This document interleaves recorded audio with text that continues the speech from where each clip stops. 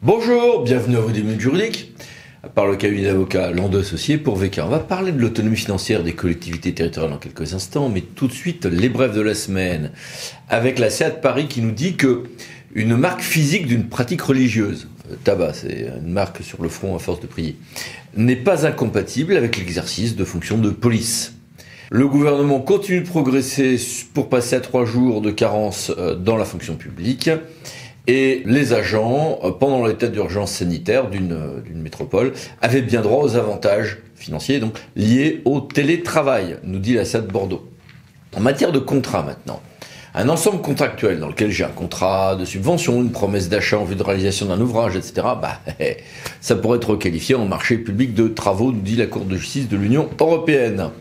Et puis, un intéressant jugement du théâtre de Limoges sur une entreprise qui a fait une fresque peinte sur un château d'eau et qui doit indemniser à la commune une somme correspondant aux travaux réalisés pour préserver l'œuvre. En matière d'environnement, 3 jugements de nouveau dans la série des décisions sur le marais Poitevin et les irrigants.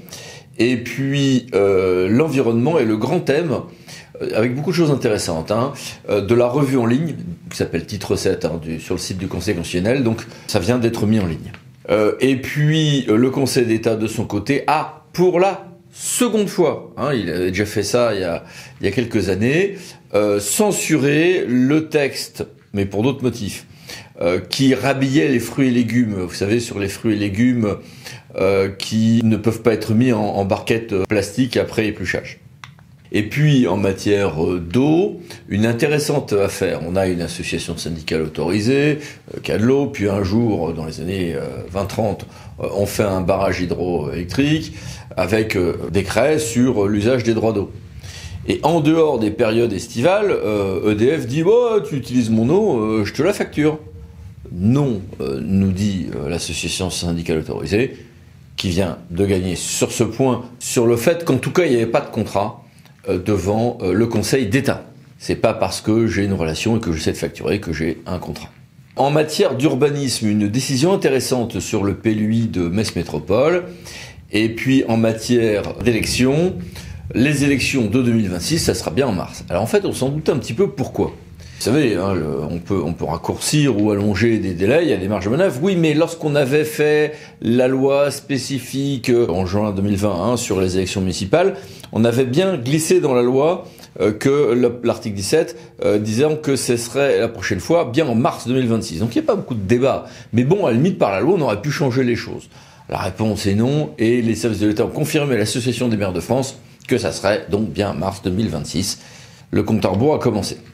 En matière de fraude, on a vu il y a quelque temps que sur les arnaques au faux RIB, il y a eu des décisions importantes du Conseil d'État sur la responsabilité des uns et des autres. Eh bien, la Cour de cassation vient de son côté de nous dire que quand j'ai une arnaque au faux conseiller bancaire, eh bien, les victimes de cette arnaque n'ont pas à cette occasion-là, dans le principe, sauf cas particulier, commis une négligence grave, ils ont encore bien leur droit à remboursement.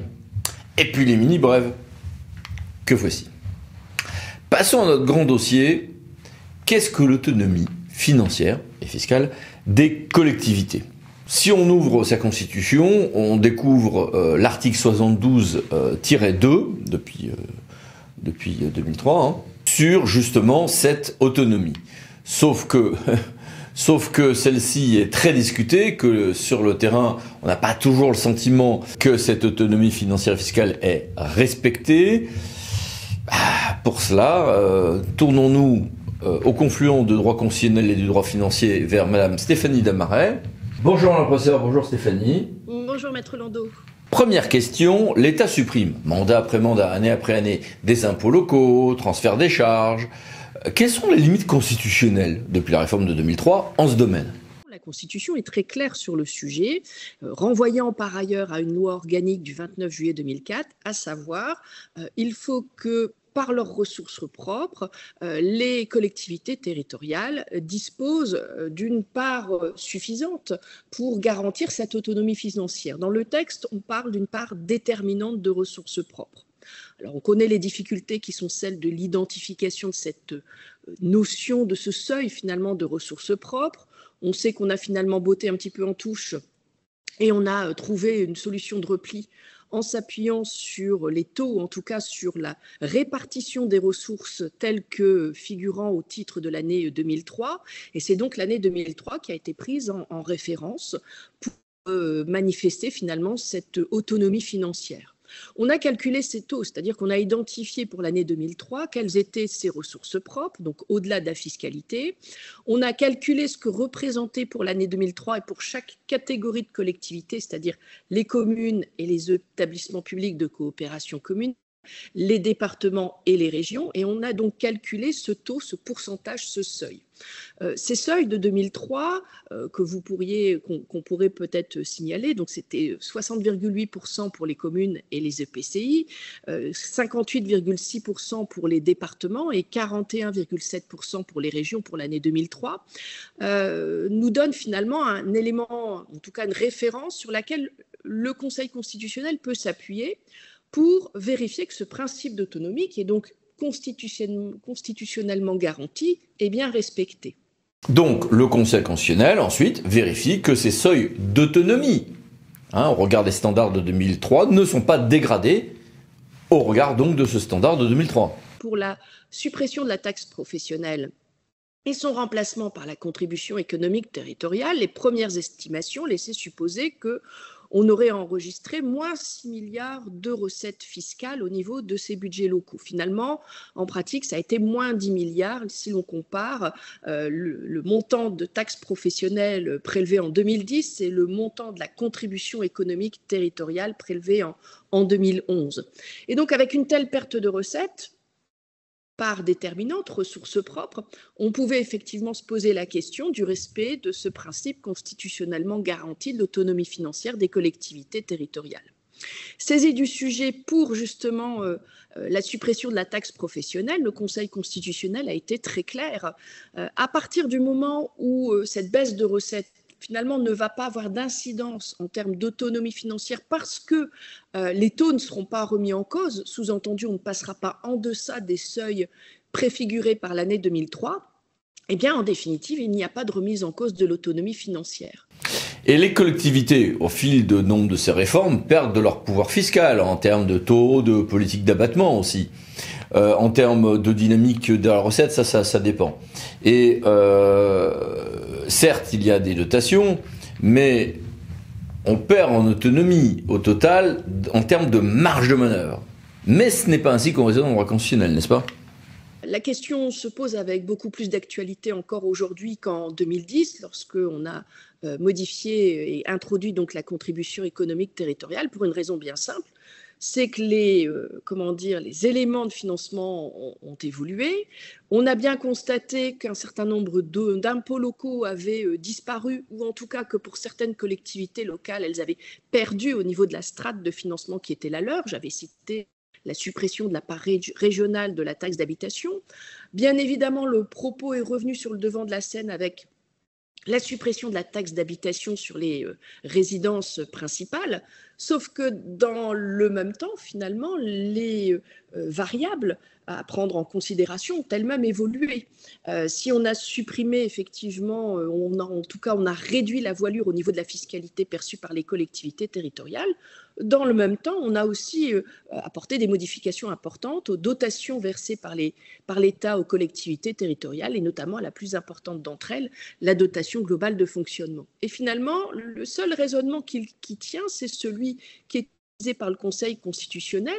C'est un petit peu ce filtre en fonction duquel le Conseil constitutionnel intervient, qu'il avait déjà utilisé pour se pencher sur la suppression de la taxe professionnelle, c'est de dire qu'à partir du moment où ces modifications apportées à la fois au niveau de la fiscalité et à la fois au niveau des dotations finalement ne font pas basculer les taux de ces différentes catégories de collectivités territoriales en deçà des seuils de l'année 2003, eh bien, circuler, rien à voir, sauf quand l'État, eh bien, depuis 2003, lorsqu'on fait une analyse à l'année et on constate la progression des taux constatés pour les collectivités territoriales, eh bien, on peut relever que ces taux n'ont fait que s'améliorer.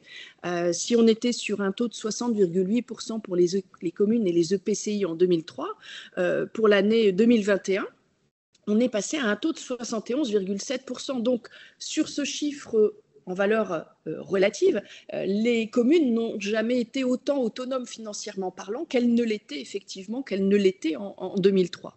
Donc finalement, le discours est un peu biaisé parce qu'il y a un décalage important entre le ressenti au niveau des collectivités territoriales qui ont bien l'impression de voir diminuer leur marge de manœuvre et notamment au niveau de la fiscalité.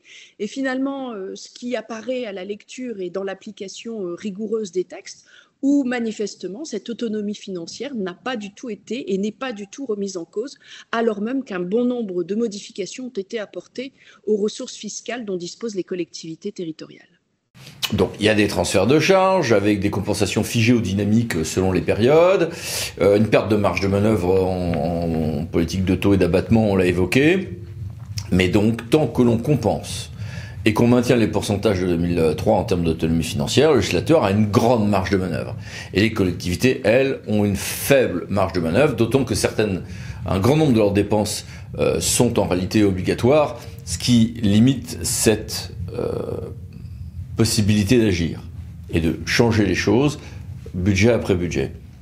Et du coup, on a un principe constitutionnel qui est très beau, mais qui a une faible effectivité tout de même. Alors, on peut très bien avoir le sentiment d'être floué au niveau local, et je partage tout à fait le sentiment qui peut être celui d'un certain nombre d'élus locaux qui ont l'impression finalement que l'autonomie financière n'est pas garantie par la Constitution. Si juridiquement parlant, on peut considérer que l'autonomie financière est respectée. En pratique, on peut considérer que c'est une véritable arlésienne des finances locales. Oui, et au total, d'ailleurs, si on regarde les chiffres, les collectivités ne sont pas tant perdantes que ça en montant, même en prenant en compte la dynamique des recettes et des charges, mais elles le sont en termes de marge de manœuvre. Oui, je pense que c'est exactement la conclusion à laquelle on peut arriver. À partir du moment où on ne bascule pas en dessous des seuils, il est difficile finalement de pouvoir invoquer la perte d'autonomie financière dont pourraient disposer les collectivités territoriales. Mais encore une fois, on est sur ce ressenti qui est celui des collectivités territoriales, de leurs élus, que finalement, avec ces passages de part et d'autre, au niveau à la fois de la fiscalité, au niveau à la fois également des dotations versées par l'État et perçues par les collectivités territoriales, on a effectivement ce sentiment que les collectivités territoriales ne peuvent pas véritablement bénéficier de l'autonomie qu'on leur avait pourtant promise et qu'on avait pourtant inscrite dans la Constitution en 2003. Est-ce que dans ce paysage, la France fait figure de situation originale en Europe ou pas ? On est en France sur un État unitaire, donc on va forcément se focaliser sur les États qui présentent un dispositif politique, on va dire, comparable. Donc on va évacuer l'Espagne, on va évacuer l'Allemagne, l'Autriche, la Belgique, l'Italie. Si je veux vous prendre 2-3 exemples très rapidement, le Portugal a inscrit l'autonomie financière dans sa constitution. L'organisation territoriale du Portugal est assez particulière.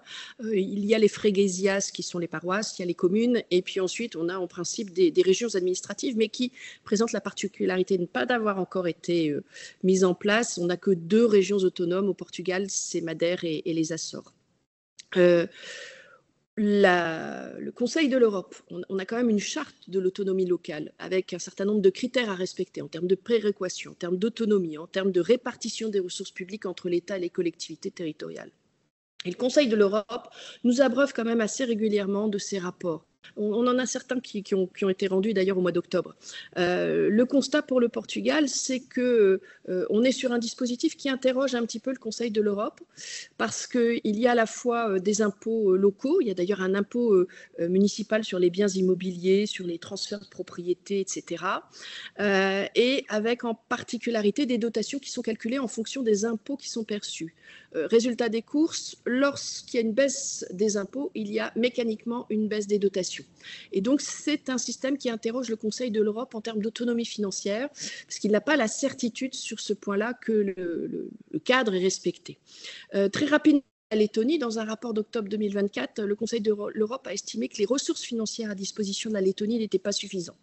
Donc, circuler, rien à voir. Il va falloir revoir le cadre d'intervention au niveau de la Lettonie pour garantir un niveau de ressources financières suffisantes. À partir du moment où on pourra constater qu'il y a un niveau de ressources financières suffisante, alors on pourra se poser la question de leur autonomie financière. Sur la Finlande, On est là aussi sur un régime un petit peu particulier territorial. Il y a les communes et puis il y a les provinces de protection sociale. Alors les provinces de protection sociale, comme son nom l'indique, on voit bien le champ de compétences. Il n'y a pas du tout d'autonomie financière constatée, il n'y a pas de ressources propres puisque tout se base sur des transferts de l'État. En revanche, pour les communes, elles disposent de ressources propres. Elles bénéficient d'ailleurs de 70% des recettes infranationales qui sont perçues en Finlande. Le principal impôt d'ailleurs au niveau local pour ces communes, c'est un impôt sur le revenu. 83% pardon, des recettes infranationales sont issues d'un impôt sur le revenu qui est perçu par ces communes. Dans ce cadre-là, là également, on a un rapport du Conseil de l'Europe qui date d'octobre de 2024 et qui constate que l'essentiel finalement des caractéristiques qui doivent être réunies en application de la charte sur l'autonomie financière semble être au rendez-vous. Bien, merci beaucoup, Madame la professeure et chère Stéphanie. Au revoir. Et merci à vous. À bientôt pour une nouvelle vidéo. Les 10 minutes juridiques, parlons d'associés pour VK. Pensez à vous abonner, c'est par là. Merci, au revoir.